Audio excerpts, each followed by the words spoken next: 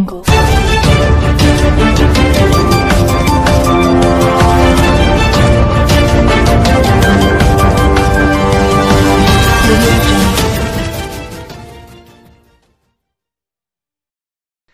علیکم، Asia 41 news کے ساتھ میں ہوں آپ کی میزبان امنا عباس۔ خبر شامل کرتے ہیں شور کوٹ سے۔ ہمارے بیورو چیف رانا محمد شبیر کے مطابق چور کوٹ کینٹ لاری اڈا کے قریب بیٹری شاپ سے مسلح ڈاکو 50 لاکھ روپے مالیت کی 400 بیٹریاں لے اڑے۔ ڈاکو کی جانب سے سیکیورٹی گارڈ اور دوسرے دکانداروں پر بھی تشدد کیا گیا۔ رات کی تاریکی میں شور کوٹ کینٹ لاری اڈا کے قریب واقع بیٹری شاپ پر نامعلوم مسلح ڈاکو نے سیکیورٹی گارڈ اور قریبی دکانداروں کو باندھ کر 50 لاکھ مالیت کی 400 بیٹریاں لوٹ لیں۔ واردات کے دوران مسلح ڈاکو نے سیکیورٹی گارڈ اور قریبی دکانداروں کو تشدد کا نشانہ بھی بنایا۔